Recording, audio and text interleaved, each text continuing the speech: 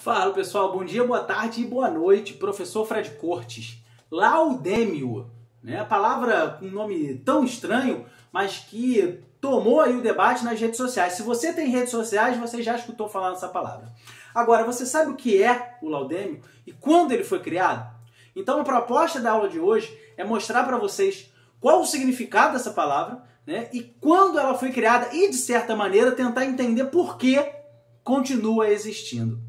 Vamos lá, o laudêmio é uma taxa, né, uma espécie de um pagamento feito pelo proprietário aos donos do terreno, né, em todo tipo de transação imobiliária. Essa taxa ela foi criada lá em 1847. Né?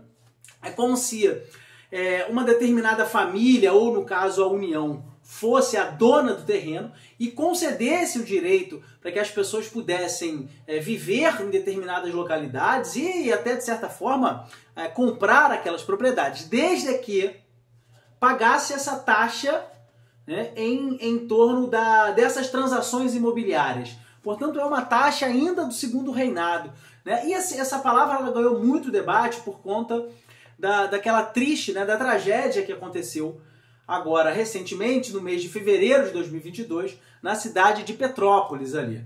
Né? E aí, através das redes sociais, alguns moradores questionaram, né, por que, diante de toda essa tragédia, os moradores de Petrópolis ainda precisam pagar essa taxa, pagar o laudêmio.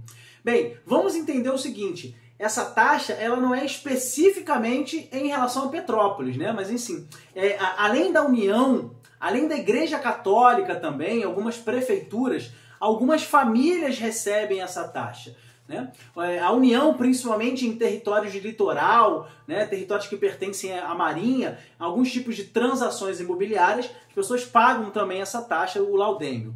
A mesma coisa acontece em algumas propriedades pelas quais a Igreja Católica recebe, né? Algumas prefeituras também arrecadam através do laudêmio e, como eu falei, algumas dessas famílias. Né? Tem uma curiosidade em torno disso. Né? Além da família, né, da antiga família imperial, a família Correia-Sá, né, que seriam os descendentes, então, da espécie dos primeiros governadores do Rio de Janeiro, né, também recebem o laudêmio por algumas transações imobiliárias. Né? A cidade de Petrópolis, mais especificamente, ela fazia parte, era uma das propriedades da família real numa fazenda, né? A chamada Fazenda Córrego Seco. Né? Como se a cidade tivesse sido criada, né, por Dom Pedro. Então, através da criação dessa cidade por Dom Pedro, a família real então passou a ser a proprietária de todas aquelas terras. E aí, durante o segundo reinado, a família imperial brasileira ela passou a ceder a possibilidade para que outras famílias adquirissem terrenos ali na região de Petrópolis, desde que pagassem essa taxa nas transações imobiliárias. Ali, principalmente na região do centro de Petrópolis, ali, essa taxa ela é cobrada. Mas o importante é a gente entender o seguinte, não é só a família imperial que recebe o laudêmio. Né? Assim, outras famílias também, de algumas personalidades históricas, como eu falei o caso do Correia, da família Correia-Sá, a União recebe o laudêmio em transações em regiões litorâneas também, por exemplo, né? A Igreja Católica, como eu falei, e algumas prefeituras. Cara, as redes sociais debateram tanto essa questão do laudêmio, né? Assim, da injustiça que especificamente no caso de Petrópolis, o fato dessas famílias estarem aí enlutadas, né? Com dificuldade de se reerguer, e mesmo assim ainda ter que pagar determinadas taxas, né? As redes sociais falaram tanto desse assunto que o Congresso brasileiro instituiu a chamada PEC do fim do laudêmio. Né? Assim, PEC é proposta ao projeto de emenda à Constituição. Tá?